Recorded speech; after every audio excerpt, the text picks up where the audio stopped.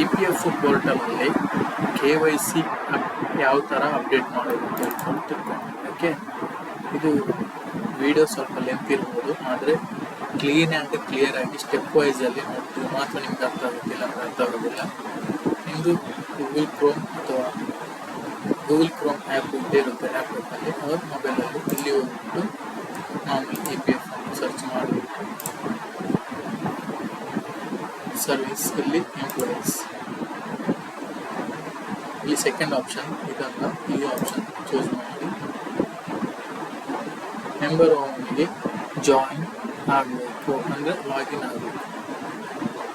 U N number, password ಇದು ನಿಮ್ಗೆ ಗೊತ್ತಿರುತ್ತೆ. ಯು ಎನ್ ನಂಬರ್ ಏನಿದೆಯೋ ಅದು ನಿಮ್ಗೆ ಹಾಕ್ಬೇಕು.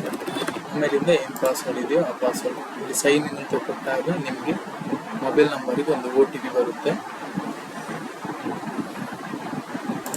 ನೋಡಿ. ಈ ಥರ ಒಂದು ಪಾಪಪ್ ಓಪನ್ ಆಗುತ್ತೆ. OTP has been sent to register mobile ನಂಬರಿಗೆ ಹೋಗಿರುತ್ತೆ. ಆ OTPದು ಟೈಮಿಂಗ್ಸ್ ಬಂದು 5 ಮಿನಿಟ್ಸ್ ಮಾತ್ರನೇ ಇರುತ್ತೆ, ಅದಕ್ಕಿಂತ ಜಾಸ್ತಿ ಇರೋದಿಲ್ಲ. ನಿಮ್ಮ ಮೊಬೈಲ್ ನಂಬರ್ ಬಂದಿರೋ OTP ಮೇಲೆ ಸಬ್ಮಿಟ್ ಕೊಟ್ಟರೆ ಆಯಿತು.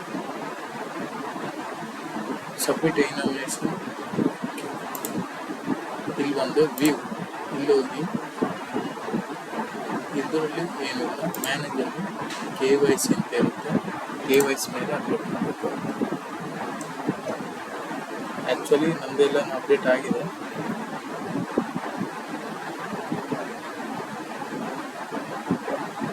ನಿಮಗೆ ಯಾವುದಾದ್ರೂ ಬ್ಯಾಂಕ್ ಅಥವಾ ಪಾನ್ ನಂಬರ್ ಏನಾದರೂ ಕರೆಕ್ಷನ್ ಇದೆ ಅಂತ ಹೇಳಿದ್ರೆ ಇದ್ರ ಮೇಲೆ ಕ್ಲಿಕ್ ಮಾಡಬೇಕು. ಇಲ್ಲಿ ನಿಮ್ಮ ಪಾನ್ ನಂಬರಲ್ಲಿ ಏನು ನೇಮ್ ಇದೆಯೋ ಅದನ್ನೇ ನಂಬರ್ ಹಾಕಿಬಿಟ್ಟು ಇಲ್ಲಿ ಪಾನ್ ಡಿಜಿಟ್ ನಂಬರ್ ಹಾಕಿ ಕೈ ಐಡೆಂಟಿ ಅಂತೇಳಿ ಸೇವ್ ಮಾಡಿಬಿಟ್ರೆ ಇಲ್ಲಿ ನಿಮಗೆ KYC ಪೆಂಡಿಂಗ್ ಅಪ್ರೂವಲ್ ಅಂತ ಹೇಳ್ಕೊಂಡು ಲಿಸ್ಟ್ ಓಪನ್ ಆಗುತ್ತೆ. ಅಲ್ಲಿ ಇರುತ್ತೆ.